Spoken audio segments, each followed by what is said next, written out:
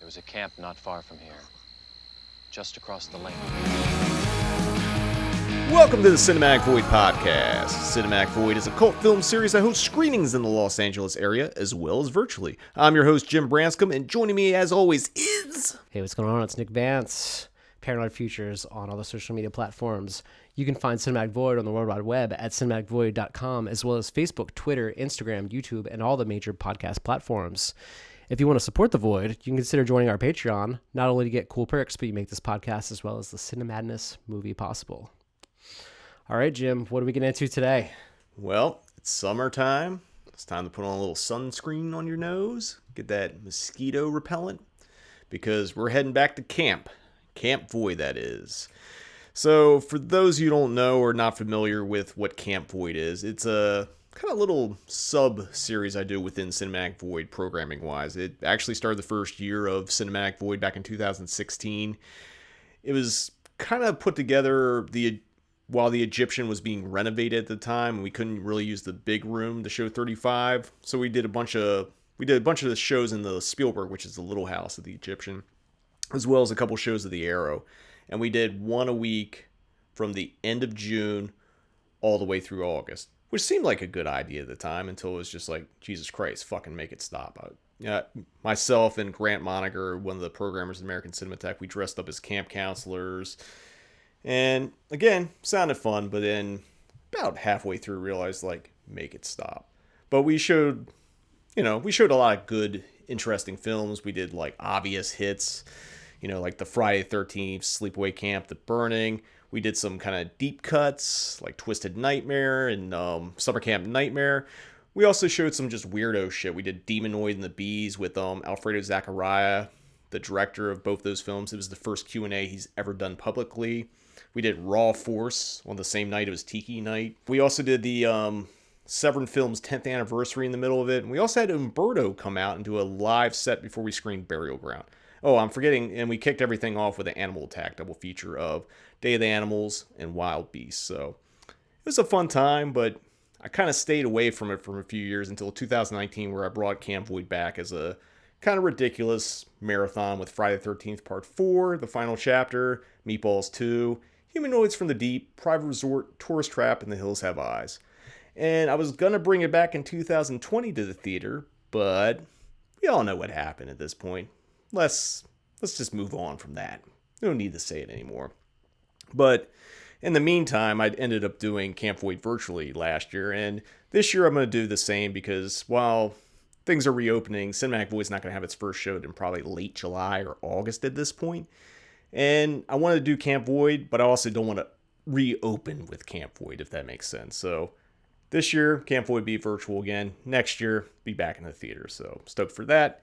And before we get into it, what we're going to talk about today is 4 of the films that I screened in the first year of Camp Void, 3 of which were part of a triple feature, and one we got to talk about because it's kind of the quintessential, like, summer camp slasher. It's kind of unavoidable. If we don't talk about it, people are like, what the fuck? But, we'll cover it. So we're going to take a quick break, but when we return, we're going to get into Camp Void here on the Cinematic Void Podcast. Hi, now's the time to plan a great summer of fun for your child at Young People's Day Camp. Let me show you how Young People's Day Camp makes fun happen. At Young People's Day Camp, your child is picked up and brought home by Camp Bus. In between, the days are filled with fun activities. There's boat rides, all summer sports, long swims in the pool, arts and crafts, weekly field trips, and so much more, all under the care, supervision, and instruction of state-licensed teachers and administrators. There are 2 to 8 week programs available, and for the 16th anniversary year, tuition is just $110 a week for an 8-week program. Camp shirts, tote bags, trophies, awards, and banners are all provided free. Act now to reserve a place for your child. For the camp nearest you, call in the 5 boroughs, 718-447-8010. New Jersey, 521-3600. Long Island, 731-1000. Westchester, Rockland, 664-8200. And for our new teen tours, 718-338-TEEN. Welcome to the Camp Void edition of the Cinematic Void Podcast. And like I said in the introduction, we're talking about some of the movies I screened in year 1 of Cinematic Void, the first year I did Camp Void. And like I said, 3 of the movies were part of a triple bill. This first one was part of a different triple bill.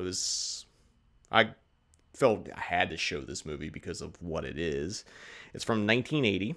It's directed by Sean S. Cunningham, who also produced Last House on the Left and directed the movie Spring Break, which we talked about a couple podcasts ago. It stars Betsy Palmer, Adrienne King, some guy you might have heard of named Kevin Bacon, Walt Gurney, a.k.a. Crazy Fucking Ralph, and Ari Lehman, who played a wee little lad named Jason. So, of course, we're talking about Friday the 13th, the original. Screenplay was by Victor Miller, has a memorable score by Henry Manfredi, and of course, top-notch special effects by effects legend Tom Savini. If you somehow have never seen this movie, which might be impossible, but it happens. There's people who still haven't seen Citizen Kane. I'm one of them. Well, that's a fair point. But you've seen Friday the 13th. Yeah. I've seen it. So, here's a plot in case you haven't seen it. I shouldn't call people out for having blind spots and things they haven't seen, because you either haven't got around to it, don't want to get around to it, or it's just like... Yeah, you may not want to. Yeah, we'll get into both of why and why not to watch this one. But anyway, the plot is a group of camp counselors are stalked and murdered by an unknown assailant while trying to reopen a summer camp which was the site of a child's drowning and a grisly double murder years before. We'll talk about the title Friday the 13th. The only correlation is that the day that they're trying to reopen this camp is a Friday the 13th. Doesn't say what year. You don't get any kind of like distance of like when those murders happened, that kid drowned, that kind of stuff. Is this a day that was notorious? Like the date Friday the 13th, was that known as a bad luck thing? Or like, I mean, probably 13 has been a bad luck thing for a while, but Friday the 13th, did that really come from this? No, Friday the 13th existed before there was a franchise, and we'll get into why this movie's called Friday the 13th.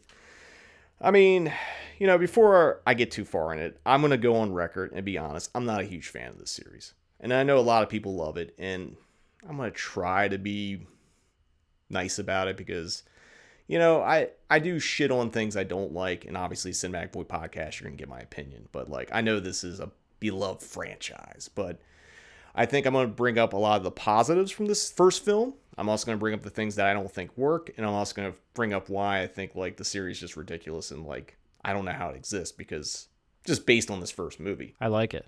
I don't love it, but I'm a fan.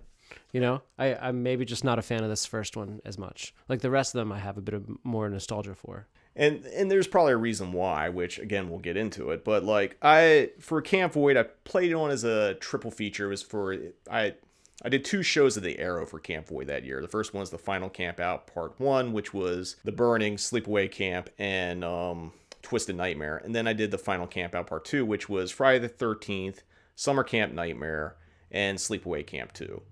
And I got a uncut UK print of Friday the 13th, because in the States it was censored. The big scene is there's a girl getting her throat cut, and it fades to white. In the UK cut, all the gore kind of lingers a little bit more. So, and that was shout out to Harry Guerrero, that's his UK print. He also had a UK print of The Burning, which was a little more uncut than what was stateside. It was still missing a little bit of things, but nothing too major. Cool. But the main reason I ended up playing Friday the 13th, because one, if you're going to do a summer camp horror thing, you're going to have to play one of these movies at some point. And 2, it enabled me to play a movie that I thought people really should see, which was Burt L. Dragon's Summer Camp Nightmare, which was the second feature. And he came out along with Penelope Spheres, who did Decline of Western Civilization. She was a screenwriter on the movie and worked with Burt a lot. So they did an introduction kind of Q&A right before Summer Camp Nightmare. And it was really cool, and people really dug it. It's not a horror movie. It's not a slasher movie. It's just it's kind of a more grittier, Meatballs or something. Okay. I think I'm underselling it by saying that, but it's a summer camp movie where the kids rebel against the camp counselors. I think the head of the camp is played by Chuck Connors or something like that. And there's also a Battle of a Band sequence where one of the bands plays a Fear song, played Beef Bologna. Oh, cool. Which is definitely because of Penelope. Now, with that said, there are things in this movie and the series I do like, and I will give praise where praise is due. But, as I've already stated, I'm also going to not hold back on the things I don't like. So, before we get into the good and the bad, how did Friday the 13th become born? First answer, only answer really, money. Because Sean S. Cunningham saw the money that Halloween made, and he was like, let's do that too. He was inspired by that and another surprise hit that you might have heard of, starring a guy by the name of Bill Murray called Meatballs. So he took Meatballs and Halloween and married them together to make Friday the 13th.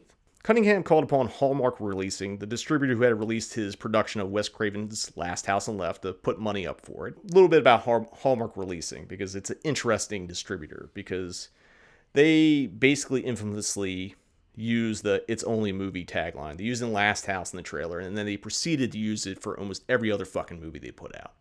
Or a variation of it. They also like to retitle their films, just kind of cashing in on their other success. So I'll give you some examples.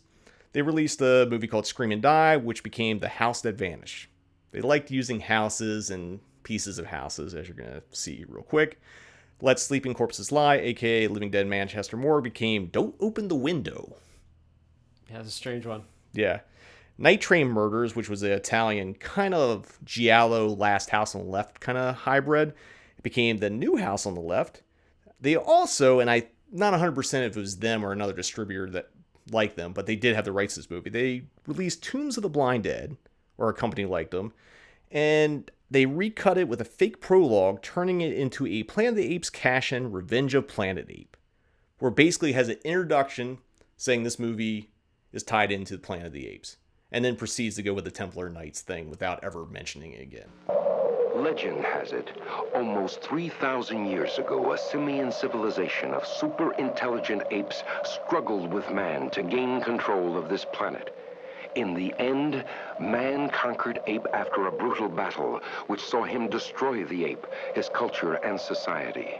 After this battle, man tortured and killed all the ape prisoners by piercing their eyes with a red-hot poker. One of the prisoners, who was also the leader of the apes, vowed they would return from the dead to avenge man's brutality at a point in time before man destroyed Earth himself. That time is now. We actually played that print with Planet of the Apes one time. Because Grant's like, what's a weird Planet of the Apes ripoff? And I was like, well, you can play Revenge of Planet Ape. It's Tombs of the Blind Dead. Awesome. It's so ridiculous. And I have to mention this one because it's important to Friday the 13th. They released Mario Bava's A Bay of Blood as Twitch of the Death Nerd. And we got to keep that in mind, as I said, because it comes into play with Friday the 13th. Very, very completely. Screenwriter Victor Miller was hired to write the script, and his original title was A Long Night at Camp Blood. Which, kind of long. Kind of works. But Sean had other ideas, so while Victor was doing some rewrites, Cunningham rushed out and placed an ad in Variety, retitling the film Friday the 13th. Why did he retitle it Friday the 13th? You want to take a guess, Nick? Halloween. There you go. Because Halloween was a success, and before that you also had Black Christmas.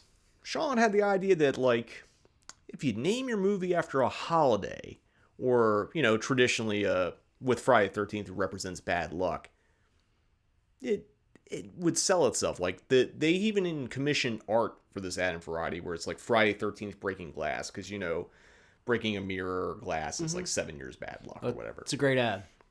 It's a great ad, and it's really smart.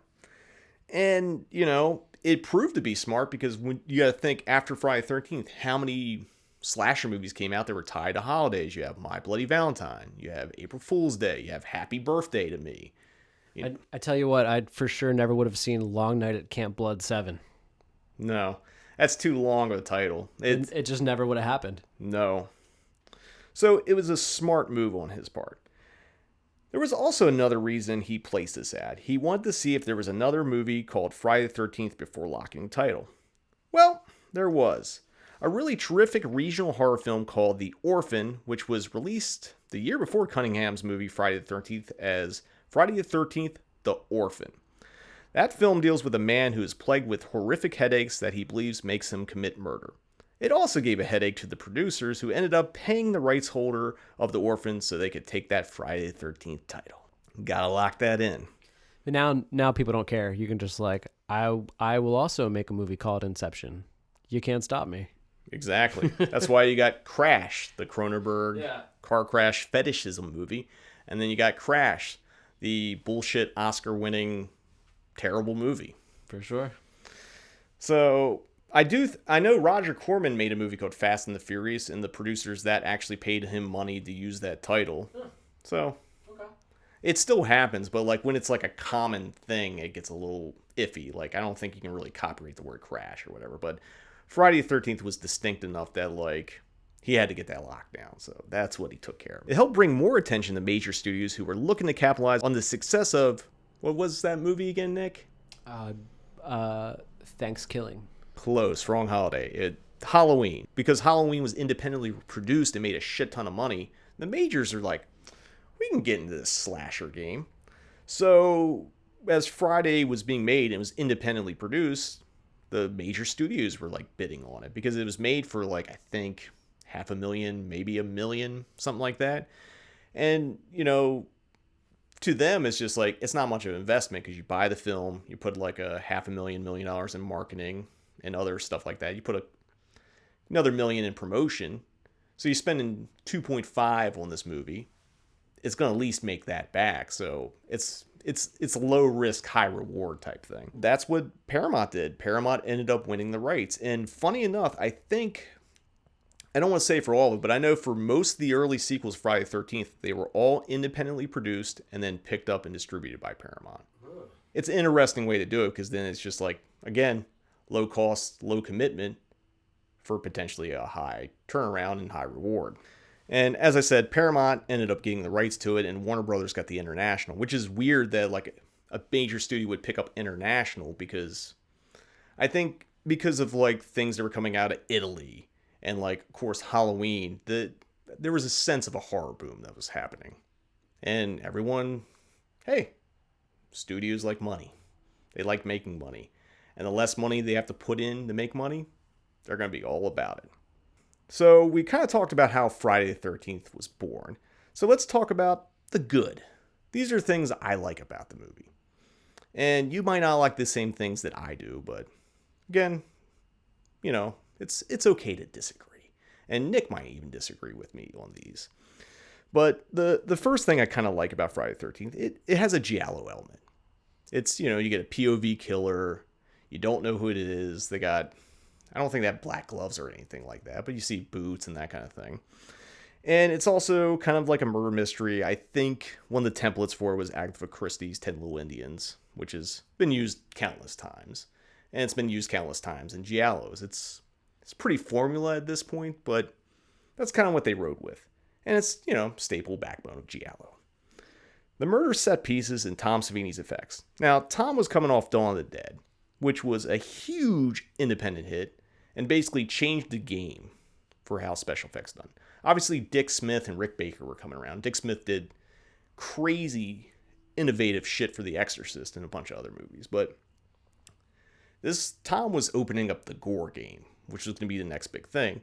So Friday the 13th producers like, we need that guy to take our movie to the next level. And, you know, I think there's some good effects. There's a lot of aftermath effects. I think one of the most graphic things is like the arrow going through Kevin Bacon's neck as he's laying on the bed.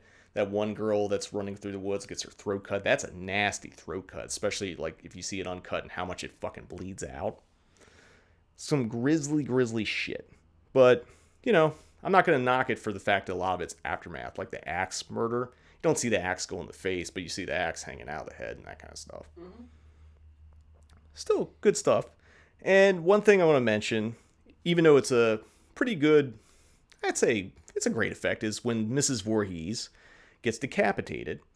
And they do the slow-mo, and you can see the hairy knuckles of Tom Savini's assistant, Tasso N. Starvatsky, subbing in for Betsy Palmer. You see his hands up, like writhing around as like blood spurting out of the neck, and it's just like, why does she have hairy knuckles? Oh, because it's not her, but it's a little funny thing that you can catch. Other things I like, Adrienne King and Betsy Palmer as the final girl and villain are both really great in this movie, and plus you have a really great cat and mouse thing between them at the end. And I guess we should mention that, in case you didn't know, I think you know through cultural osmosis, if you see Scream, it's like a plot point that there's no Jason Voorhees as the killer in the first one. It's his mom. And I think a lot of people sometimes forget that. Maybe not so much now, but there was a time where a lot of people like just assume Jason was in there from day one, you know? And it's kind of interesting because a lot of slasher movies don't have female killers. It's very uncommon. It's more common in giallos, but we'll touch on that a little bit later. Got Manfredini's score, the ma, ma, ma, ma, you know, which is supposed to be kill mom. Right on. Yeah, I think they used a echoplex for that to make that sound. So they're just saying it once and then it just echoes. And those machines have, you know, it's not like a digital effect that's just creating it to happen again and again. It's an actual tape inside the machine that records it saying it and then goes back through and plays it back real quick. And that's, I mean, like musicians have used that. It's like from the 70s or something. I mean, it gives the movie a nice touch. Like, I think the score is really great, even beyond that, because that's like the Psycho or like John Carpenter's main Halloween theme. It's just so distinct that the second you hear it, not even the second, like the millisecond you hear it, you know what the song is. I mean, just that, dude, that's genuinely creepy. Oh, it is. I'll say the score because there's not a lot of score in this movie. It's kind of spaced out, and I think even under most of the murder scenes, there's not a lot of score, so it's just kind of like raw in a way. So it's a great use of music, and the music that there is really good, which if it's going to be sparse music, your fucking cues need to be tight. So great score in this movie. And my absolute favorite thing in Friday the 13th is the half-assed red herring, because no one believes he's the fucking killer. Crazy fucking Ralph. AKA the guy that's just like, you're all doomed. Oh, yeah. I feel like they, what was that fucking Cannibal the Musical?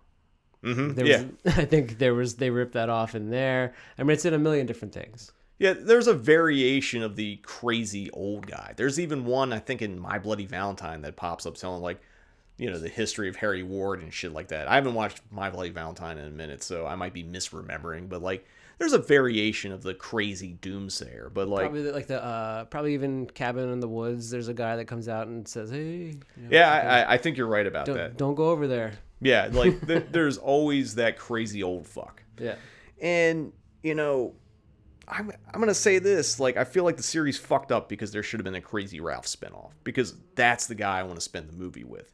Once he hops on his bike, I just want to see where the fuck Ralph's going. If he's going to the grocery store, to the bar. You know, going to the post office to mail some packages where he just writes doomed on them and mails them to people randomly. Like, that's a character I want to get to know. Like, that backstory's got to be amazing. But sadly, I think he's barely in the movie.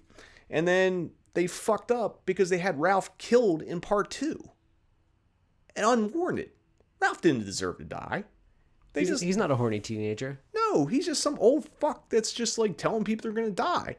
And then they ace him. That guy should have been in every single one of these fucking movies. Like, huge mistake.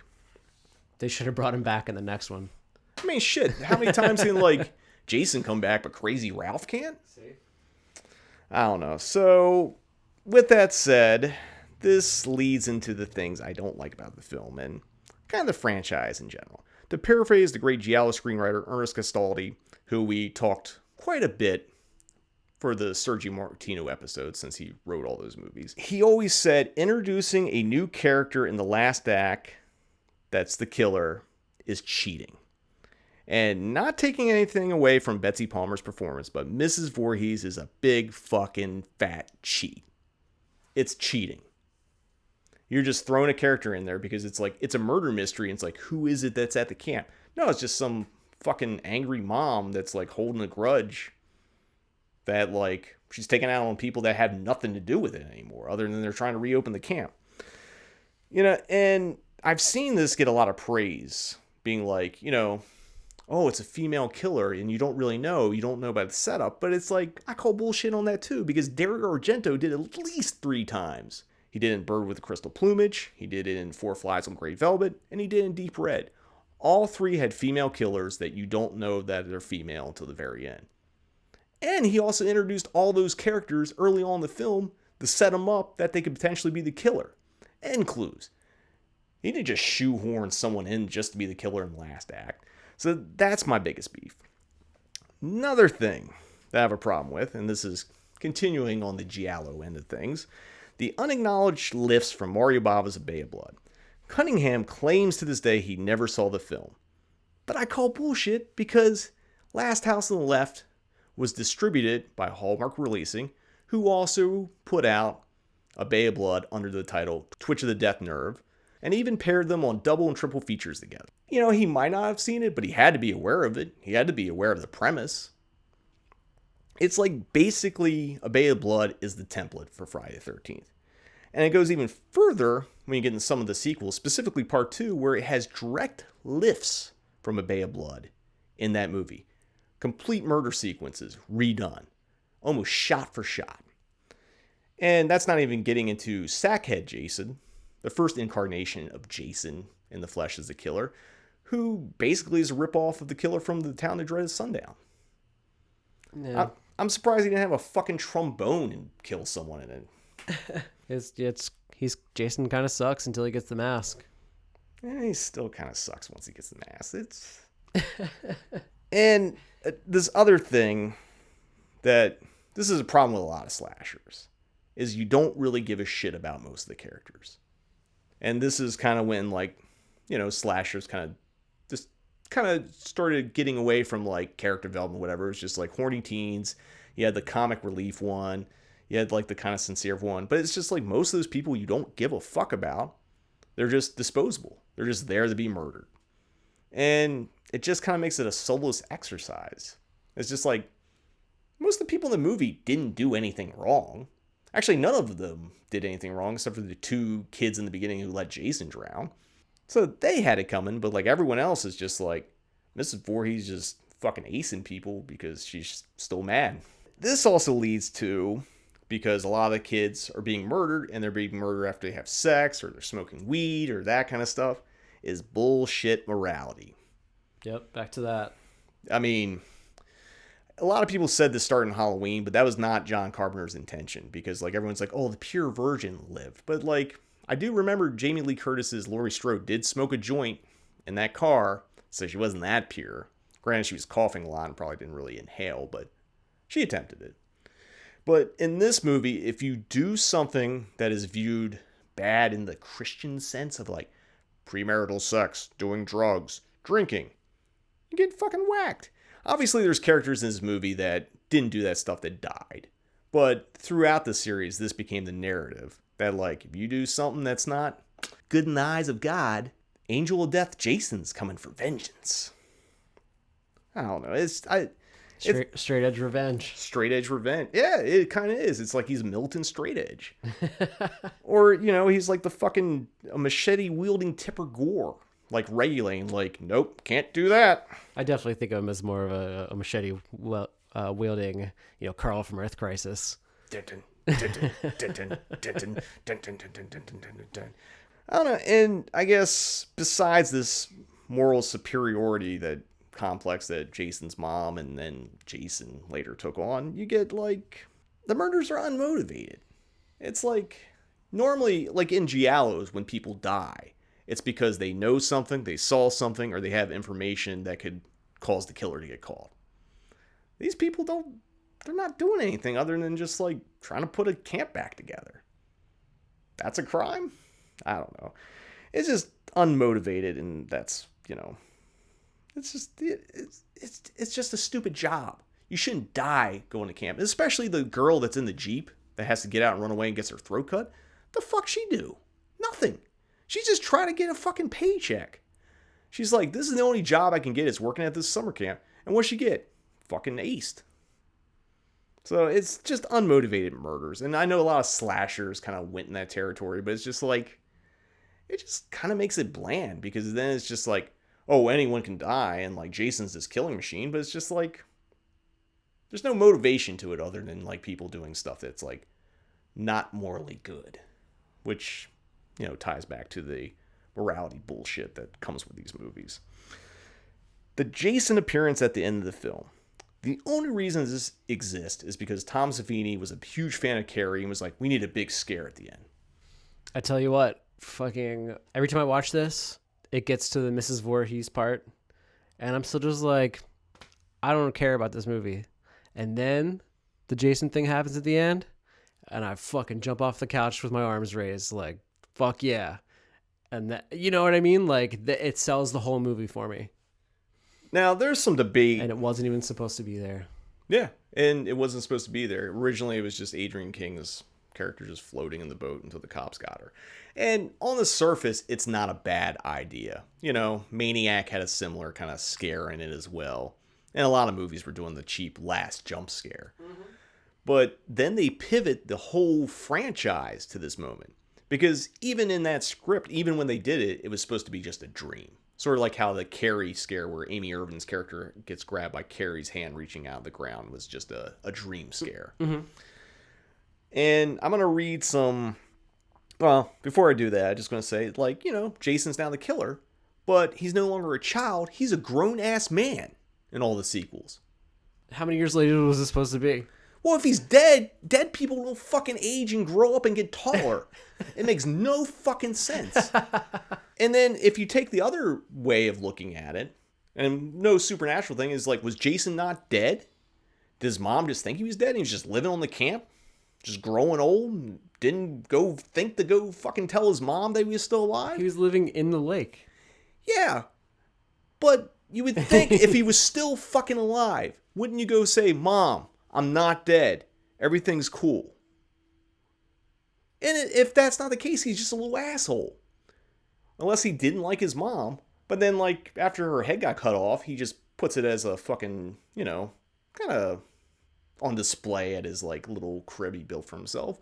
But it does make sense. He's a little dead kid that becomes a big dead adult. Or is he dead? I don't know. And you get the supernatural bullshit that makes no sense. I don't even know what to say about this. But I do have a couple quotes. One from Victor Miller and one from Stephen Miner, who was the producer on the first one and went on to direct parts 2 and 3 about this whole Jason thing. So this is Stephen Miner. He said, "He wasn't your villain. He's just a figment of someone's imagination. But that didn't stop you from putting him in part 2 and then creating a franchise around him." And Victor Miller, who wrote the screenplay, said, "Jason was dead from the very beginning. He was a victim, not a villain." But yet, where are we now? You can't make money like that. No, I mean, the other option would have been bring back Mrs. Voorhees, but, like, her head's cut off unless you make some, like, crazy movie where her head just flies around and attacks people. Actually... Yeah, unless you make some kind of crazy movie where someone continually comes back from the dead over and over. But then why doesn't his mom come back? Why is it only him? Yeah, that's the new sequel they're going to do once they finally get the rights. Yeah. I mean, that's the thing with the movie now. The rights are tied up because Victor Miller, who wrote the screenplay, actually, because after a certain amount of years, the person that created the movie could go and claim the rights back. Wes Craven's estate did that for Nightmare on Elm Street, so the Craven estate actually controls Elm Street. They don't control the movies that are already made. Those are still owned by New Line Cinema, Warner Brothers. But in order for new movies to be made, they're in control of it. So Victor Miller did the same thing, and Sean S. Cunningham was like, nope. So they're fighting in court, which is insane that, like, I think the last time there was a Friday the 13th movie was like 2009 with that remake, which I know a lot of people were like, oh, I like this remake. I fucking hated the remake. Yeah. It's my least favorite one of these movies. And I'm not going to spend time about it. I do want to throw this out there. The day that I went to go see that Friday the 13th remake, I was with a mutual friend of ours, Jim DeHaven. We went to the local theater. We're about to walk up to go get our ticket. Some dude with an ICP belt buckle comes out. He's like, yo, man, you going to go see the new Friday? Jason's a fucking beast. And we turn to each other. It's like, this movie's going to fucking suck. And boy, did it. Now, I know some of you like that movie, but not a fan. Not a fan. Not going to go into why I don't like it. Just, I don't like it. But, you know, here's some final thoughts. As a standalone movie, I think Friday is a decent mid-range slasher. It's like a 5. It's got some good stuff, got some bad stuff. It's kind of unremarkable. You know, I think there's a lot of other slashers that came before it and after it that just are light years ahead of it, like obviously Halloween or My Bloody Valentine. And, you know, there's good stuff, there's bad stuff, and then there's stuff that just gets too much credit. But at the end of the day, it did usher in the slasher era. Like, if that movie hadn't been a monstrous hit, you wouldn't have got all the slasher movies that came out in the next few years and then the ones that came later. And you wouldn't have gotten, like, probably Scream and stuff, because then Halloween would have been on an island on its own. And I don't think Halloween would have done a sequel if Friday the 13th didn't make a shit ton of money. So it has that going for it. You know, it made money, it spawned a franchise, and a modern day horror icon, which, you know, there wasn't a lot, because you didn't really have those until you got back in the 70s, 80s, when you had Leatherface. Then you had Michael Myers, Jason Voorhees, Freddy Krueger, Pinhead, that kind of stuff. Because before that, the only monster icons were like the Universal ones. You know, at some point, they'll get this whole lawsuit thing settled, and the slapshot slasher who misses his mom and is afraid of drowning is going to be back at it, hacking up horny teens like no one's business. But until then, you got like, how many of those movies? Like 11? Yeah, I think it's, you have 10 because Jason goes space in Jason X, which I do like. I like Jason X. Oh, yeah. But we're going to take a quick commercial break. But when we return, more Camp Void here on the Cinematic Void Podcast. 1, 2, 3, 4, 5, 6, 7, 8, 9, 10, 11, 12. Friday the 13th. You may only see it once, but that will be enough. Friday the 13th, rated R. Unbearable suspense that keeps you on the edge of an abyss of terror. Take a cult film odyssey into Cinemadness with Cinematic Void. Based in Los Angeles, Cinematic Void is a film series that specializes in horror and exploitation films. Currently, we are hosting Cinematic Void Up All Night in the Cinemadness movie, a monthly virtual screening series, as well as the Cinematic Void podcast, where we dive deeper into the world of cult cinema. You can find Cinematic Void on the World Wide Web at cinematicvoid.com, as well as Facebook, Twitter, and Instagram. And if you like what we do, you can support Cinematic Void by joining our Patreon. Until next time, see you in the Void. Welcome back. Things are now heating up on the Cinematic Void podcast as we talk about our next film for the Camp Void edition here. It's a movie from 1981. It stars Brian Matthews, Leigh Ayres, and Lou David, who played this creepy guy named Cropsy. Might have heard of him. The film was also the on-screen debut of Fisher Stevens, future Oscar winner Holly Hunter, and George Costanza himself, Jason Alexander. Of course, we're talking about Tony Malam's The Burning. So before we get into a little bit more of The Burning, Nick, why exactly did The Burning come about? I have a feeling somebody was trying to make some money. And why was that? I would say the success of Friday the 13th. You are correct, sir. So, as Friday the 13th is a bloodier carbon copy of Halloween, The Burning is a carbon copy of Friday the 13th, like a lot of slashers that came after Friday. Also involved in this movie, and again, getting that paycheck and cashing in the success of Dawn of the Dead and Friday the 13th was, I guess we could call the real star of the movie, Tom Savini and his special effects. The movie was edited by Jack Scholder, who went on to direct Alone in the Dark, which is a really cool slasher if you haven't checked it out. He also did Elm Street 2 as well as The Hidden. It also features an absolutely bonkers and borderline absurdly ridiculous score by Rick Wakeman of Yes fame. And last, and certainly the least, this was the first film produced by Harvey Me Too Weinstein and his brother Bob. And in fact, this was also the first case of Harvey sexually harassing someone on a film production. He was accused by a former production assistant who said Harvey answered the door when she was trying to go get some checks signed and nothing but a towel and tried to get her to give him a massage, and then harassed her about it the whole production. It actually, nothing ever came of this until the whole Me Too thing came out. But it's like, it's fucking insane that the first movie this scumbag made, he was already doing this shit. Basically, he just made a career out of like, just, sexually harassing and assaulting people, over the years, as well as other crimes such as getting Shakespeare in Love a Best Picture Oscar. So, terrible, awful fucking human being. The Weinsteins suck. You know it. I know it. We all know it. So for the rest of the discussion of The Burning, I will no longer utter their shit-stained names. Fuck them. That's it. So what's this movie about? Well, a former summer camp caretaker, gets horribly burned from a prank gone wrong, because that happens in life, And years later starts lurking around upstate New York summer camp. Or some summer camp, not the same one that he was fucking toasted at. And just starts killing teenagers in response for being disfigured. Yeah. Killing different teenagers. Different teenagers, not the same ones, because those teenagers already grew up and probably got jobs on Wall Street or something like that. Cropsey, who's the boogeyman of this movie, is actually based on a real urban legend from upstate New York. And funny enough, another film was going into production at the same time this was, about the same subject. Once this film found out that like there was another Cropsey movie in the works, they kind of pivoted, changed their idea, and created a new boogeyman named Madman Mars. Of course, I'm talking about Madman, which is a really good summer camp slasher. I didn't show it as Camp Void. I showed it at Beyond Fest with a score release with Death Waltz. And if you haven't checked that out, I think Vinegar Syndrome put that on Blu-ray, so it's a really cool slasher. So that basically just left Cropsey to the burning.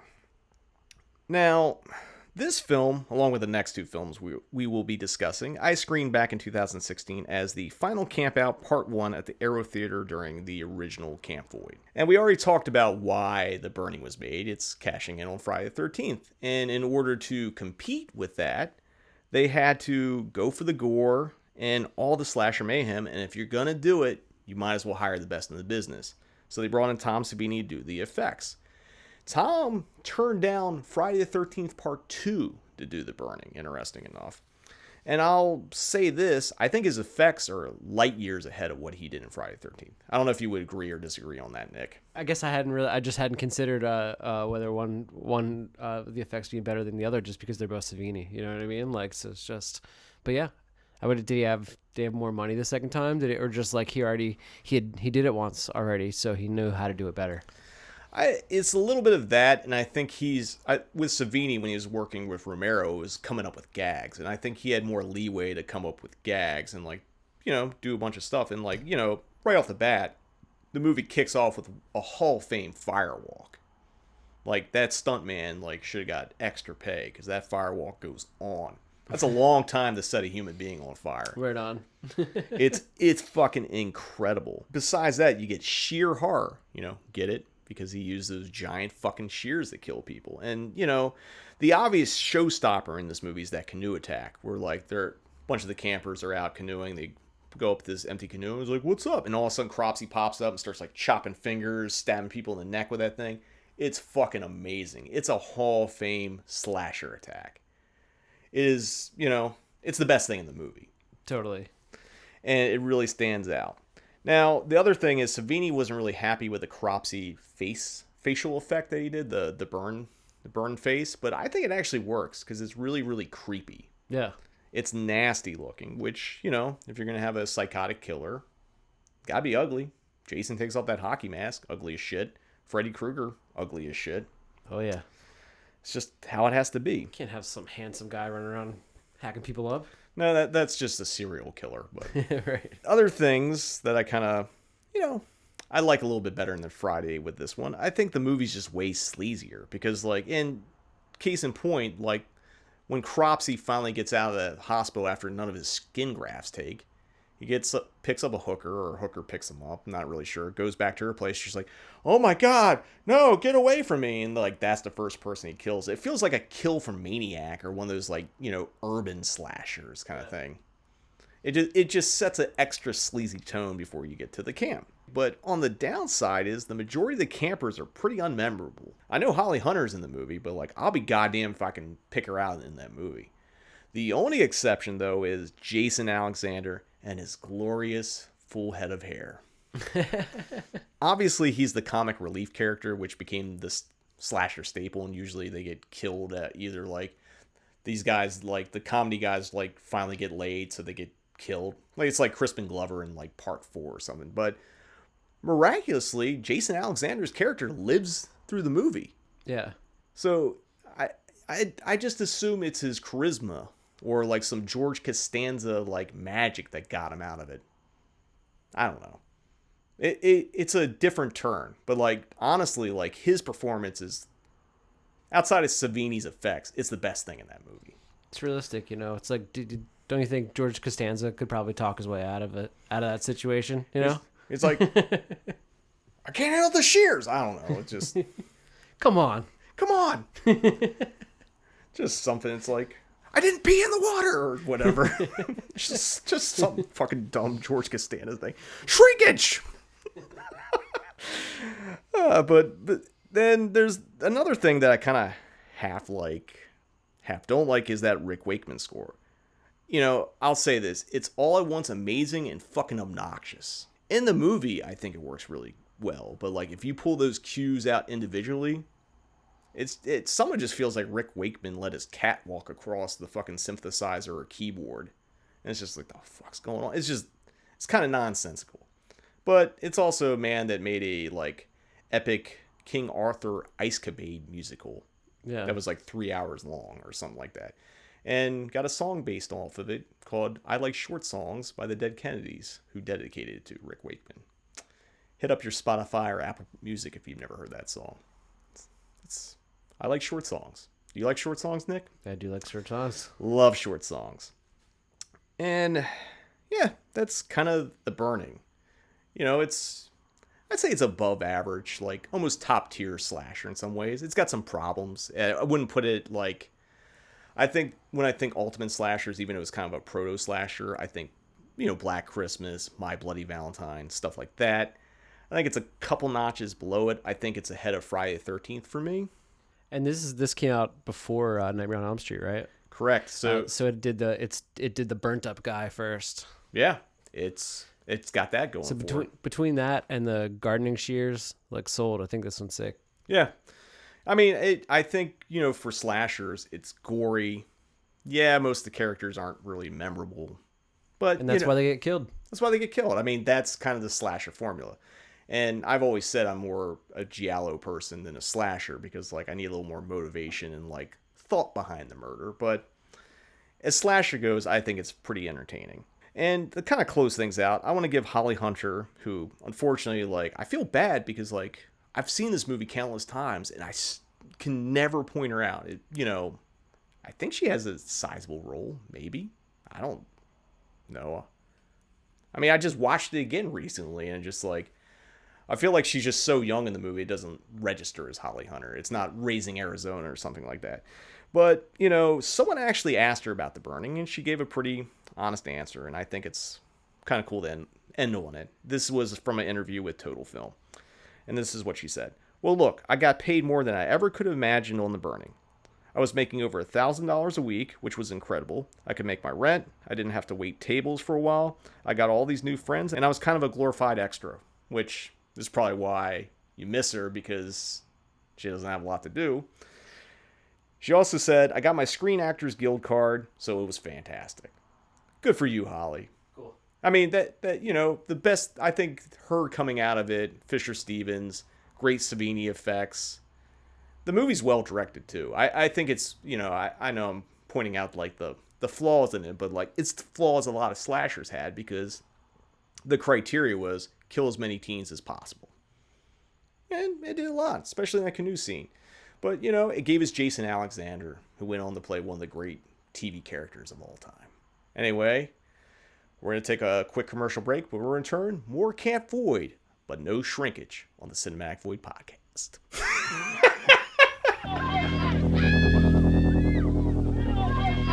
This summer, if you're planning to go camping, don't. If you're looking forward to midnight swims, don't. Let's sneak on back to the campsite. Get some matches. Build us a hot fire. Don't be long. And if you're thinking about being with someone where no one can see you, don't.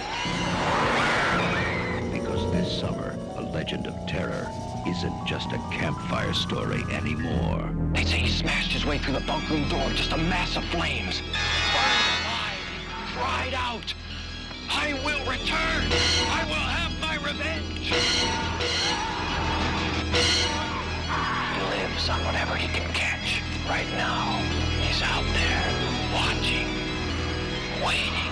Who's there? What happened one summer 5 years ago is about to happen again, and again, and again.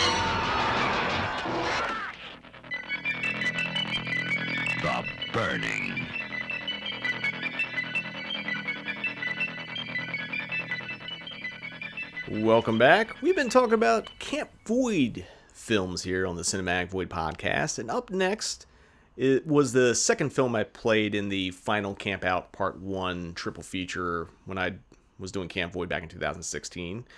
It is, I think it's a classic slasher. Would you agree with that? Yeah, totally. It's from 1983. It's directed by Robert Hiltzik. It is Sleepaway Camp. It stars Felissa Rose, Jonathan Kirsten, Karen Fields, Mike Kellen, and Desiree Gould. And for those who haven't seen it, Angela Baker, a shy, traumatized young girl, is sent to summer camp with her cousin. Shortly after arrival, anyone with sinister or less than honorable intentions gets their comeuppance. And if you haven't seen that movie, we're going to obviously spoil it. Because you can't talk about the movie because there's a big surprise ending that kind of makes it... The surprise ending is what pushes it from being like middle-of-the-road slasher to very memorable. I wouldn't say it's top tier in the way like a lot of slashers are, but like you'll never forget seeing this movie. And as I said, this was the second film in that Camp Void triple feature, and Felissa Rose actually came out and did a Q&A after the movie, which was really cool. She's a great guest, funny stories, audience loved it. But before we talk a little bit more about that, let's talk about the film itself. Like the previous two films we discussed, this one starts out with a tragic event at a camp. But unlike Friday's little Jason drowning, Cropsy doing the Human Torch, this one's a little bit different. So first off, you have this gay couple, John and Lenny, which I'd say is pretty progressive in 1983 because they're presented as normal people, like it's just a normal, loving relationship, how it always should have been, but obviously wasn't like that for many, many years. And they have their two children, Angela and Peter, and they're just going on a little boating fun thing for the day near Camp Arawak. The kids decide to pull prank and they flip the boat and everyone's like having fun and splashing around. But at the same time, one of the camp counselors from the camp is like racing around in the boat, loses control, and basically crashes into him. They kill John, who's the biological father to both Peter and Angela, and kills one of the kids. You don't see which kid died, which comes into play much, much later. Then you cut to a few years later, and you see the kid that's still alive is Angela, and she's now living with her crazy Aunt Martha. And since this is the 80s, and gay marriage was unfortunately not legal, didn't exist until many years later, Lenny, the surviving member of the couple, was not allowed to keep the surviving child, who was Angela. And Angela had to go live with John's next of kin, which was Aunt Martha, who's batshit crazy. One of the weirdest, strangest character in like any horror movie, let alone any movie. It's a great, weird, out of step, out of time performance. Like, I don't know how to describe it. It's just like, it's wild, it's weird. It's really unique. So we're at the present, and Angela, with her cousin Ricky, who's Aunt Martha's son, are getting sent to camp. What camp? Camp Arawak, the same camp where her brother and father were brutally murdered in a boat accident.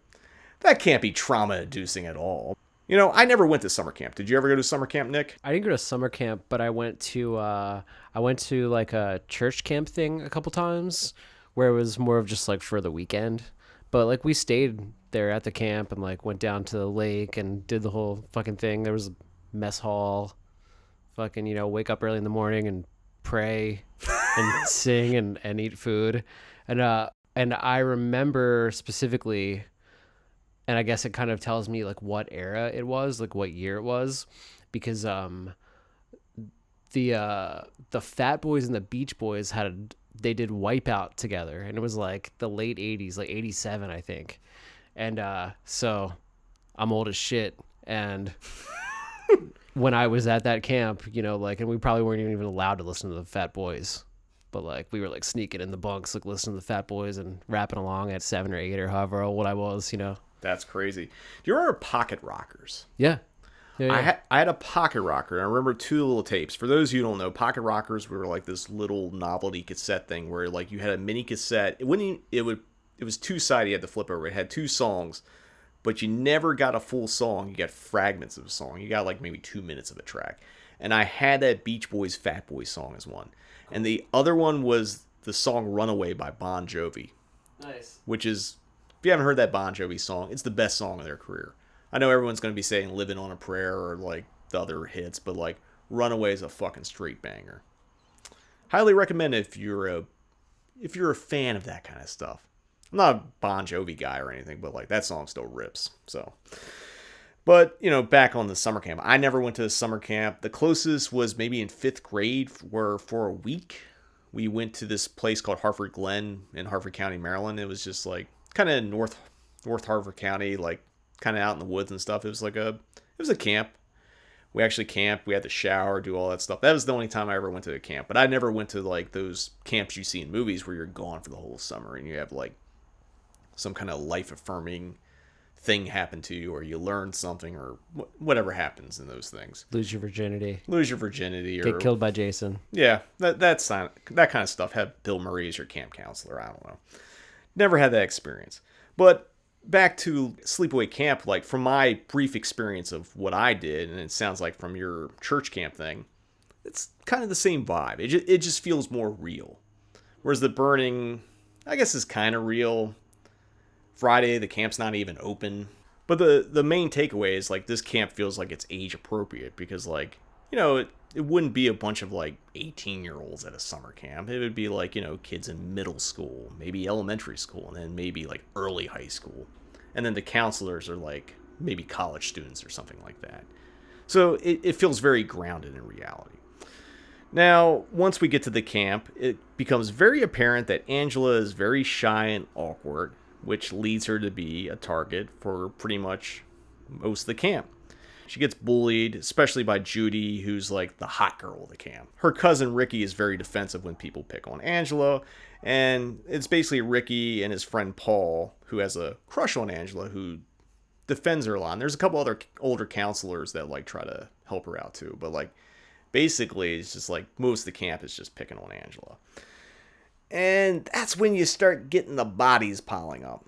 And the first one's Artie the cook, who tries to molest Angela, which, I guess that's a fear, and that's probably why a lot of camps get shut down now, is because, like, shady shit like that. This guy gets what's coming to him. He gets a vat of boiling water dumped on him, and it's a really nasty, burning flesh boiling effect. Like, it's fucking painful. And so what does the head of the camp, this guy Mel, do? What any reasonable business owner would do. Covers everything up. Because he doesn't want any shit, doesn't want to deal with police. It's like, doesn't want the camp to get shut down, because then he's going to be out money. And he continues to do that throughout the movie. Every time someone turns up dead, it's just like, what happened to this person? I don't know, just Mel just covering shit up. Gotta keep that paper coming in. And, basically anyone who seriously messes with Angela gets their comeuppance. And you get a mix of some interesting and creative deaths. They might not be on that Savini level. I mean, I don't think they even had close to the budget what The Burning and Friday the 13th had. But I'd say effects are good. They're not graphic. I mean, they're a little graphic, but they're not like, it's not fucking Cropsy popping up and like chopping fingers, stabbing necks with those fucking gardening shears. But I say the inventiveness makes up for it. You get a drowning, you get a bee attack while someone's sitting on the shitter, you get a shower slashing, you get an arrow in the throat, and something that kind of sounds like might have been the subject of a Chris Barnes era Cannibal Corpse record, smothered with a pillow while sexually assaulting you with a hot curling iron. Which, the explanation's more graphic than what you actually see, but like, it's implied. It's rough. It's rough. It's nasty. I think, I forget the name of the actress, but it was the mom from Malcolm in the Middle, had auditioned for the Judy role, and once she saw the death scene, she's like, nope. Oh, wow. Pass. Hard pass. So, all the way, Ricky is set up as your red herring as the killer, because he's, defending Angela, and like, usually after Angela gets bullied, he shows up, says something, and then like, a couple scenes later, that person's dead. But the thing is that basically it's hinted at that the killer might be a woman, especially when you get to that hot curling iron death where you see the silhouette of the killer in the doorway, and it's got long hair and all that. It's really effective. It's actually a really great slasher shot there of like the killer coming in, because you have Judy like, oh, the fuck are you? I was like, don't turn the light on, that kind of stuff.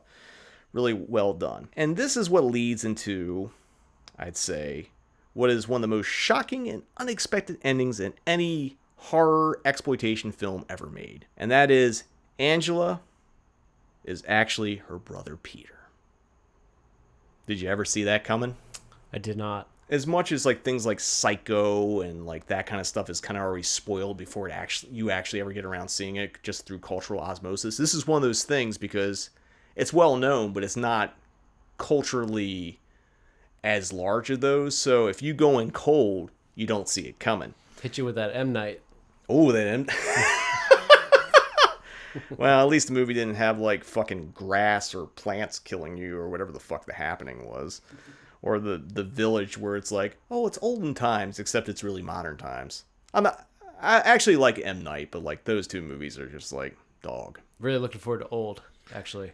Yeah, I mean, his last few movies, I think, have kind of stepped back up. So I'm glad to see him coming back because if he had stuck on that trajectory with The Village and The Happening. Yeah. I mean, shout out to him, like, turning around because that could be, as you would say in Mortal Kombat, a fatality. Oh, no. We'll see, though. Maybe this next one will be... You never know. Films are a crapshoot, but... I didn't love Glass, actually. Ooh. Didn't love Glass, but I like that. I like that universe. Yeah, I think it's, well, just get off topic briefly. I think I liked Unbreakable a lot, and Unbreakable is incredible. The other two I think are fine. Mm-hmm. It's just like I think Unbreakable is really incredible, and the other ones are like, it works. Yeah. I'll just leave it at that. But back to Sleepaway Camp. Before you get the full reveal, you get a little flashback of Aunt Martha, who's, you basically just see all that weirdness you saw in that opening scene with her. You see why, because she's out of her fucking mind.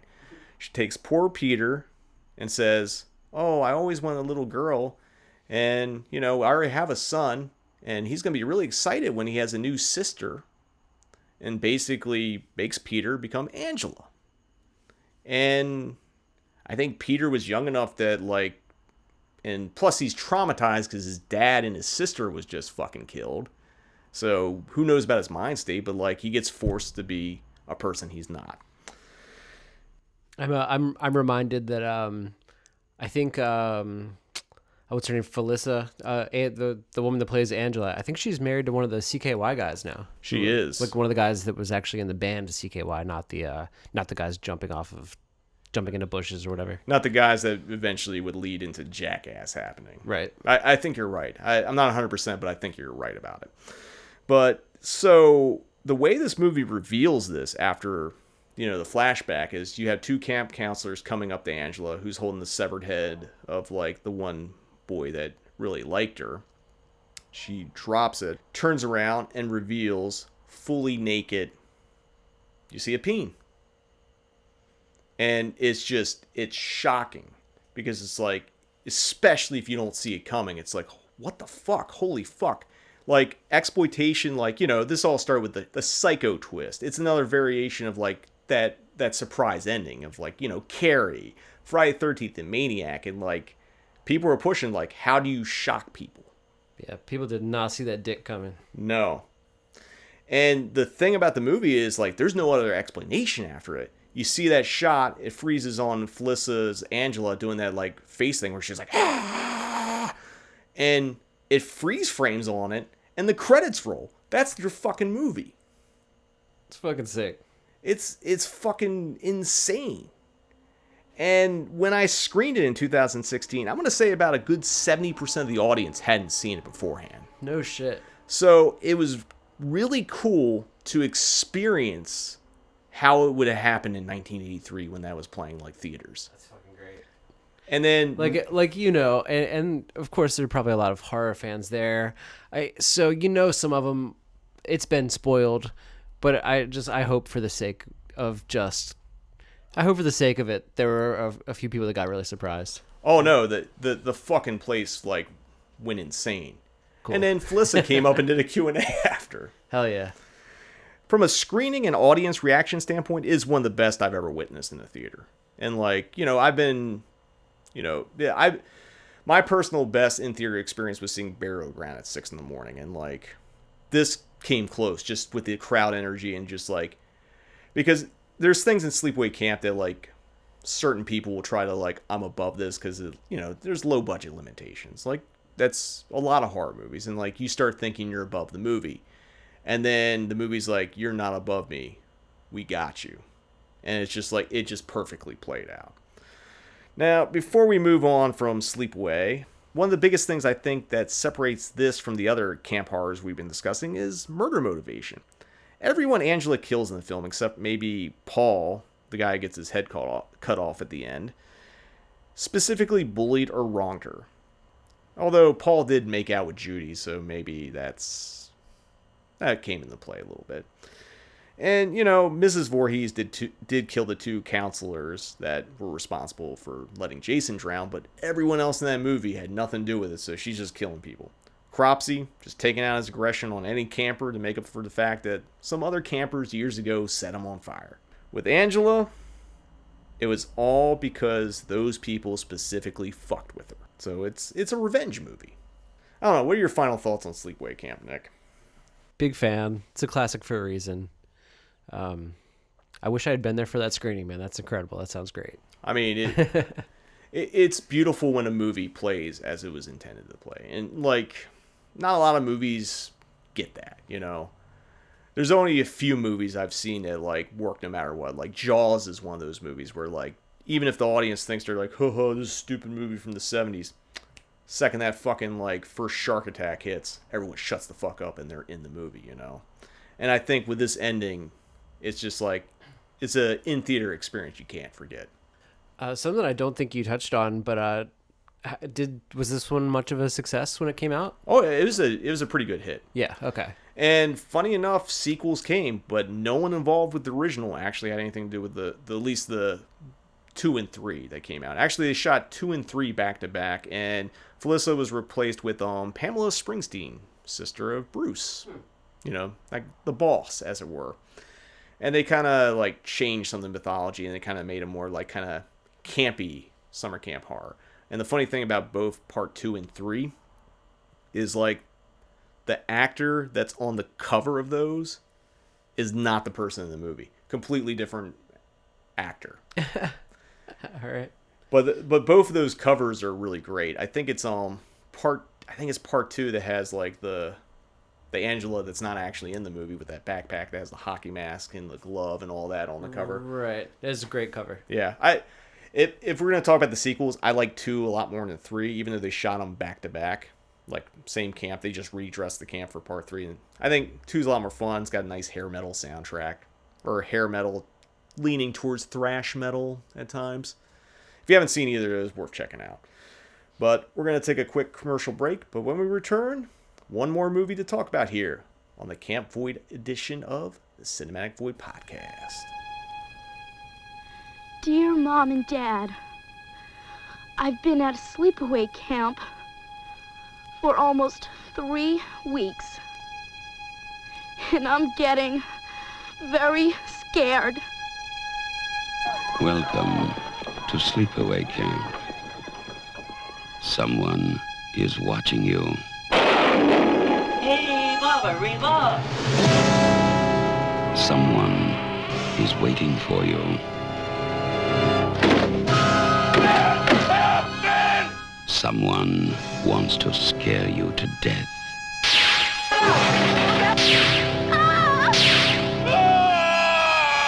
Turn it! Turn the wheel! Oh my God! Sleepaway Camp. You won't be coming home. Welcome back. We've been talking about summer camp slashers here on the Cinematic Void Podcast, Camp Void Edition. And this final film we're going to discuss on this episode was the final film in the final Camp Out Part 1 triple feature I did at the Arrow for Camp Void Year 1. It is Twisted Nightmare, a movie from 1987 directed by Paul Hunt. It stars Rhonda Gray, Robert Padilla, Brad Bartram, and the late Monster Man Cleve Hall, who also did the special effects. The film was lensed by Gary Graver, who was a longtime protege of Orson Welles, as well as cranking out countless exploitation and adult films as a director and as a cameraman. Go look at Gary Graver's IMDb. It's insane. You got like those like lost Orson Welles movies that have now been re-released. He was the DP on, and then I think he like just did porn and all kinds of stuff. Gary had a very varied career, but he was also like, he was constantly working. So that's what Gary did. For the plot of this movie, a group of teenagers win a trip to a summer camp they had attended as children. I don't know. How is that a fucking reward? Wow, you get to go back to the summer camp you went as a kid. That's gotta be delightful. Anyway, however, soon after they get there, they begin to disappear one by one. The survivors suspect that the disappearances may be connected to the death of a handicapped child at the camp years before. Sounds familiar. Yeah. Don't know where that came from. I don't know. Well, yeah, it's... If the burning is a carbon copy of Friday the 13th, that was already a carbon copy of Halloween. This is at least 10 generations of carbon copies from here to get to Twisted Nightmare.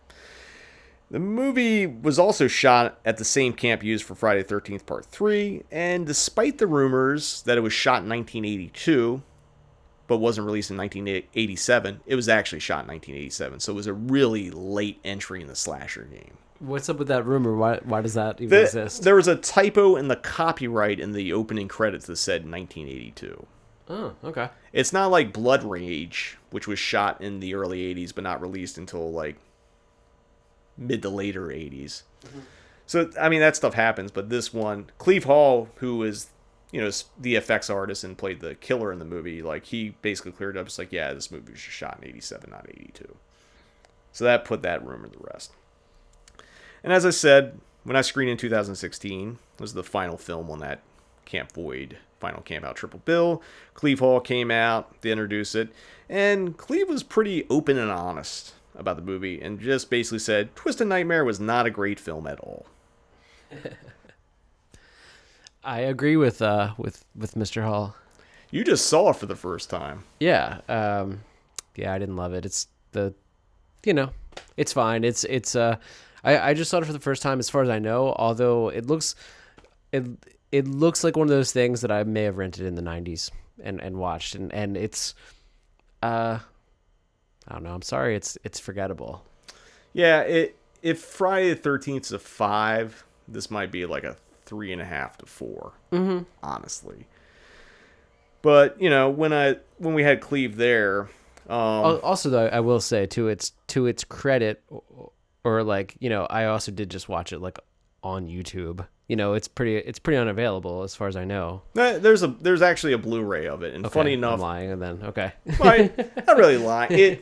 Code Red put it out on Blu-ray, and it's like I think it's now you can get it on Amazon. Before you could only get it through Code Red, but like, okay. Well, I'm sorry, Code Red. I watched it on YouTube, and it looks like shit on YouTube, and yeah, again, it's boring and whatever. But I'm also watching a bunch of blobs off of a VHS tape. Yeah. I mean, that's how a lot of people watch it into the Blu-ray. But honestly, the higher definition can't help a movie that's just not good. Fair enough. But funny enough, if you actually pick up that Blu-ray, you can see my Q&A with Cleve Hall on it. And it's incorrectly labeled as Cleve Hall and a Night at the New Beverly, even though this took place at the Aero Theater. But Cleve was an awesome dude. He was a good sport for coming out to a movie that he wasn't big on, and he kept asking about, like, when are you guys going to show some Godzilla movies? And we didn't. The reason why we couldn't show Godzilla movies, or outside of like the main one for years, is because Toho charged a lot of money for rights.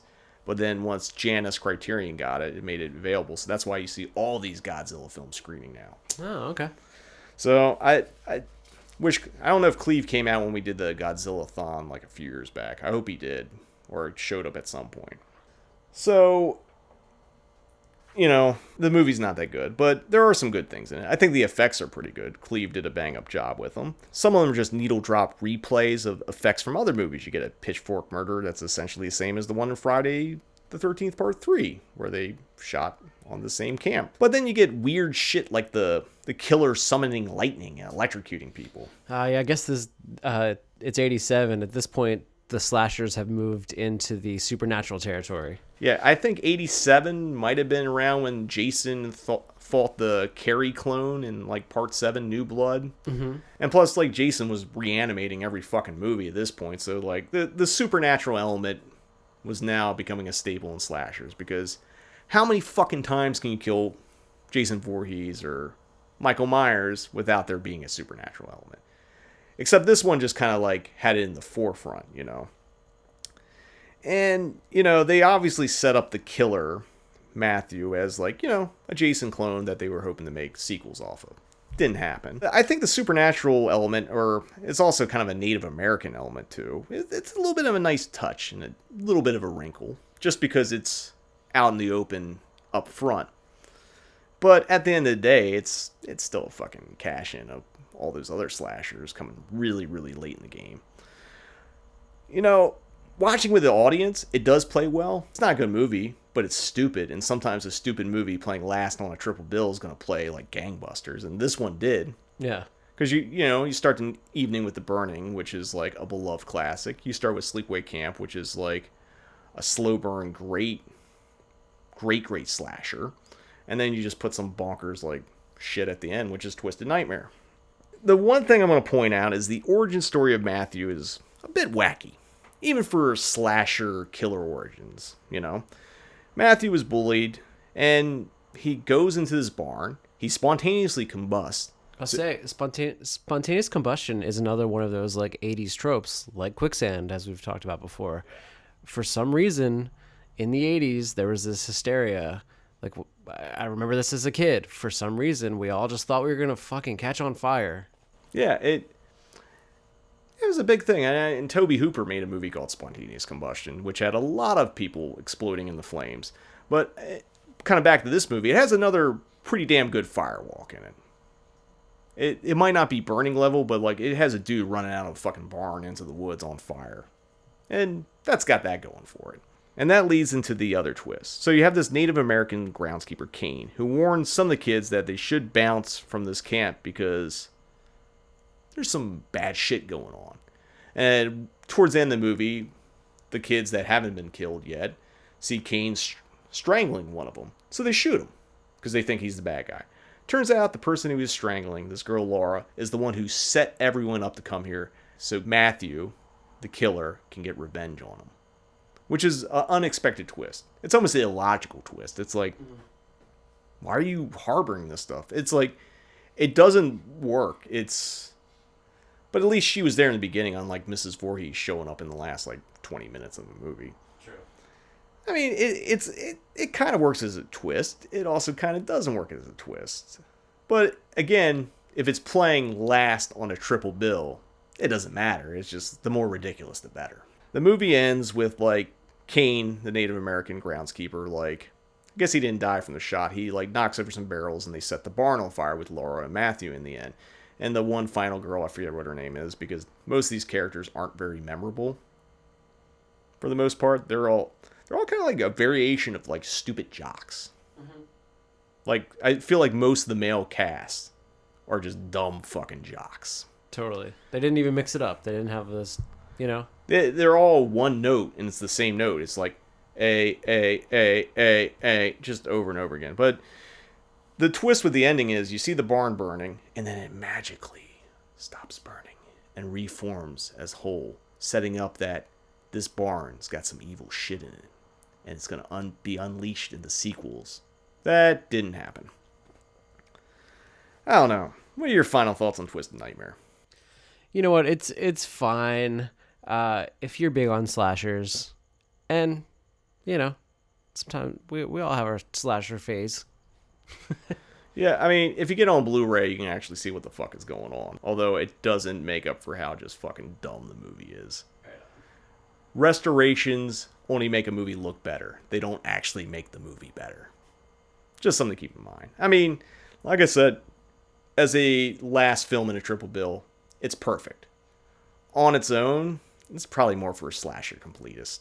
And people like, I haven't seen every movie where someone fucking slashes someone. What else do I have left to see? It also has like a gnarly bear trap thing in it to it. So that's good. We're going to take one last commercial break, but when we return, it's going to be Read, Watch, and Listen here on the Cinematic Void Podcast.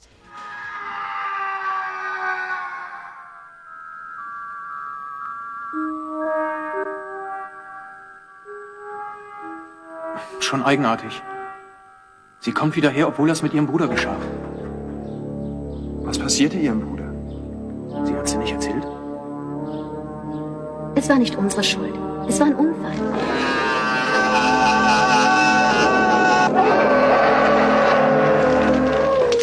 Ein lebendig gewordener Albtraum verbreitet Angst und Horror.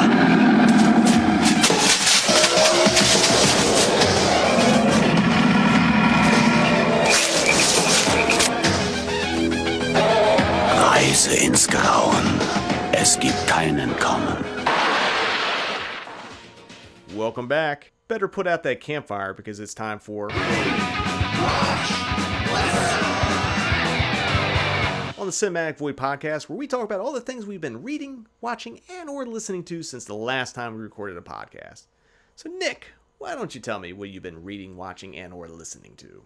Well, I have been reading the Black Dahlia Avenger book by Steve Hodel, which I actually just recently got from you. You gave me all three of Steve Hodel's books that are Black Dahlia Avenger 1, 2, and 3. And, you know, by the time he gets to the third one, he's also claiming that his dad, like, was the Zodiac Killer and Michael Myers. I mean, I do kind of buy that his dad was the Black Dahlia Killer. Yeah. Him and Man Ray and all. The Man Ray connections, all that shit's sick. And John Huston. Yeah. There's actually my wife's books, and she read them back in the day. She's like, I'm never going to read these again. Like, I think 1's the best of the books. 2's okay. 3 is like, you know, when you start trying to get him to be like the Zodiac Killer and then the Unabomber and all that shit. It's just the Unabomber. I love it. Well, no, I think there was an alternate theory that the Zodiac Killer was also the Unabomber at one point. Mm. But really, Zodiac Killer was just... Yeah, the Unabomber was just, you know, he's just the Unabomber. Yeah, I think the Zodiac Killer was just some weirdo that, like, I don't know. I don't think they ever caught him. I don't know if they ever will. I know, like, a lot of people think it's Arthur Lee Allen, but, like, there's some plot holes in that, too. So I think it's going to fall under Jack the Ripper, where, like, you know, they can find the DNA and they can maybe figure out who it is. But is it really? Yeah.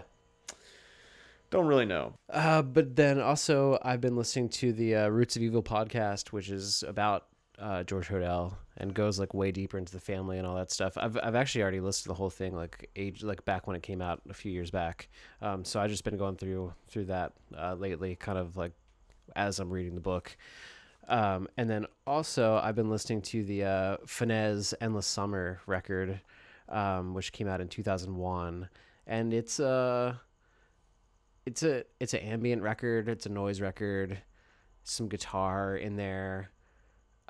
It's like a noise record with melody somehow. It's an instrumental. I don't know. You know what I mean? It's super spacey, noisy, weird, fucked up. I really recommend it. It's definitely has it's called Endless Summer. It definitely has like a summer vibe to it. Just if you want to just listen to something you can chill out to, some nice ambient music, I highly recommend Finesse Endless Summer.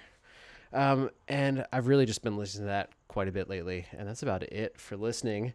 And then I just watched 29 Needles, which I got. It's a 2019 film by Scott Philip Georgians. Yeah, we're just going to roll with that. It's described as psychosexual body horror, and I think that's completely fair. The lead character's name is Francis Bacon. It opens with him like laying on the floor masturbating with another guy furiously masturbating above him, and then like kind of flashing to this old man, like just flashing, like, you know, as in it's not actually happening, just like it's in his imagination. It's like flashing this old man who's like biting a chain and it's like bleeding. It's just, that's just this whole movie. It's just like crazy S&M, just like it's a fun one. And there's this like dick monster that kind of comes and visits him like towards the end. There are parts, I'm not describing this particularly well. You mean penis monster's not very descriptive? I think you've done well. You're just You're just digging a bigger hole into the FBI list you're heading on with these purchases. I mean, mostly I want to talk about the part where there are these. It's artsy. There's like a bunch of stuff. It's artsy. It's not just like literally this crazy stuff happening.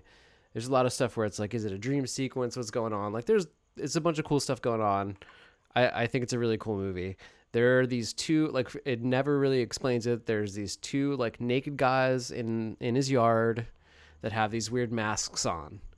And whenever he's sitting in his dining room completely naked, playing with his balls, those guys are always like out back, like kind of looking in the window.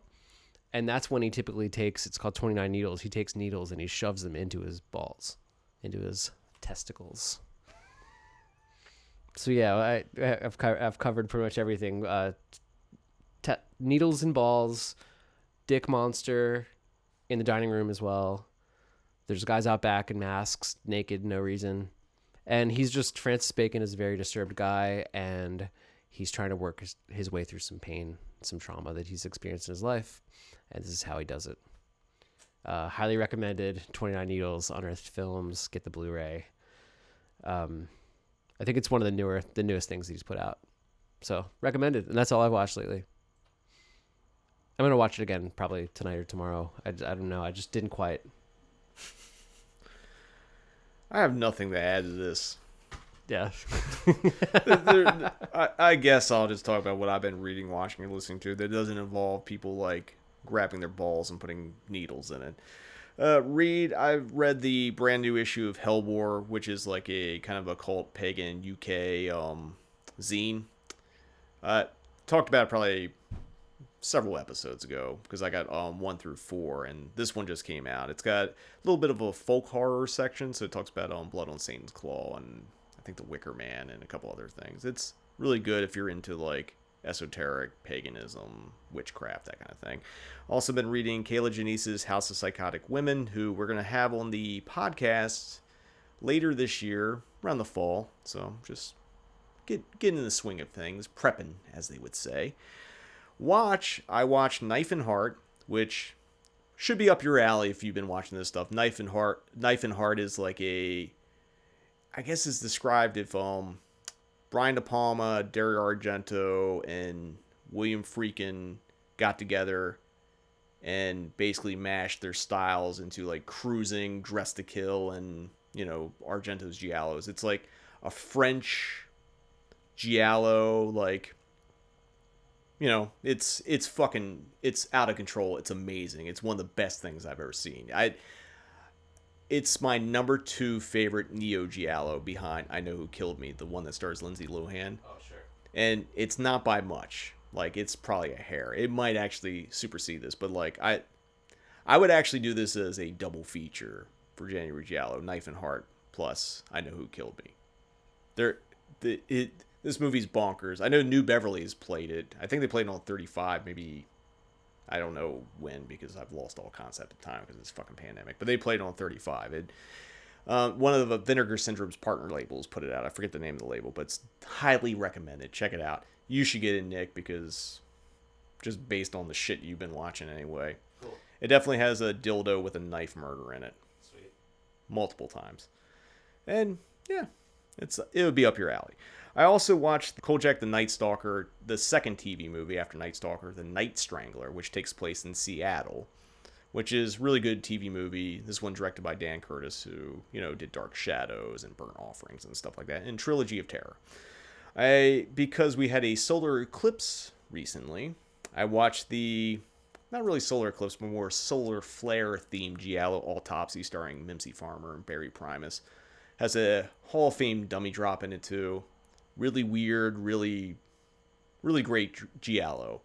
Definitely, it's part of the Vinegar Syndrome Forgotten Gialli Volume 3 box set, so if you want to pick that up. That's probably the most marquee title in that set. The other two are, like, a little lesser known, like, kind of Spanish, Italian co-productions. But Autopsy's the all-timer. Also watched Jorge Grau's, the director of Living Dead Manchester's Morgue Hunting Ground. It's kind of a revenge movie. Definitely cool. Definitely check it out. And last night I watched City of Lies, the Johnny Depp, Forrest Whitaker starring movie about the murder of Biggie Smalls and the conspiracy that went into it. It was a movie that was made in 2017, then it got shelved and finally came out on video on demand like this year. And it's actually really good. And I think it was produced by Biggie's mom. She has even a little cameo in it. And yeah, some of the direction and shot choices don't quite work, but like the performances are great. Toby Huss, who plays Artie, the world's strongest man, and he's in it and he plays a cop. And like, my wife was watching, I was like, why do I recognize? Oh shit, that's fucking Artie. Wow. And he's great in it. Like, performances are great. Has a really great soundtrack. There's a lot of needle drop stuff of like, Death Row Records stuff and Biggie songs and Rage Against the Machine for fuck of it. They play Killing in the Name of in the middle of it. I don't know. I enjoyed it more than I thought it would. I'd say 7 out of 10. Nice. Definitely, if you're in the mood for that, like, LA lore, because like the amount of times I've driven on Fairfax and Wilshire, like right by where that happened, is just insane at this point. I listened to the new Lloyd Banks record, The Course of the Inevitable. Shit's fucking fire. Has a lot of great guests. Has Benny the Butcher, Ransom. Has Freddie Gibbs on a track, even though he's not listed, but Freddie pops on. It's a really good record. Lloyd's raps are like shit. Like lyrically, it's one of the best records I've heard in a while. Speaking of Benny, he released a single. I think it was like a part of a 7-inch that came out with the Plugs I Met 2. It's another collaboration with him and Harry Fraud. The song's called Sync. It's 2 minutes. Really nice, short hip-hop song. Played a few times. Definitely worth checking out. Then I went a little more old school and listened to The Infamous by Mobb Deep. One of the best hip-hop murder rap records ever made. Shook Ones Part 2 is like all-time great song. That fucking beat is like nasty. Like seriously, if you're gonna listen to Mobb Deep, make sure you listen to Shook Ones Part 2. Like all-time fucking fantastic song. And then Weird Reason, I threw on Metallica and Justice for All. I don't know, I got an inkling to listen to it. Record still holds up. And yeah, that's where I stopped with Metallica. That wraps up this episode of the Cinematic Void Podcast. Got a couple things I want to plug here before we wrap it up completely. Coming up, our next episode is going to be In Search of Bigfoot, so keep your cryptozoology eyes open for that one. Coming up on the Cinematic Movie, we have 2 Camp Void episodes coming up. One's going to be on Friday, July 9th, and then Friday, July 23rd. Also, I don't know if this is going to be announced before this podcast comes out, but Cinematic Void will be at Crypticon Seattle, August 27th through 29th. Going to be on some panels, going to be selling some merch, and it's going to be the live debut of the Cinematic Movie, which means showing the Cinematic Movie, doing all the host segments live. Really excited to take a big leap here, because it's different than hosting and screening. It's different than pre-recording and putting together the show. So a little scared, a little nervous, but hey, gotta get out of your comfort zone sometimes. So I'm also really excited to do that. Also excited to get the fuck out of LA and fucking travel again. Fuck this goddamn pandemic, goddamn it. Looking forward to leaving the house, more than like a 10-mile radius. And one last thing, keep your eyes and ears open for the announcement of the first Cinematic Void show at the Los Feliz 3. Again, that might be already announced by the time this podcast comes out. It might not, but look for announcement, or look for the show that's going to be coming sometime late July, early August. So I know what I'm screening. Can't wait to show it to you. Until next time, see you in the void.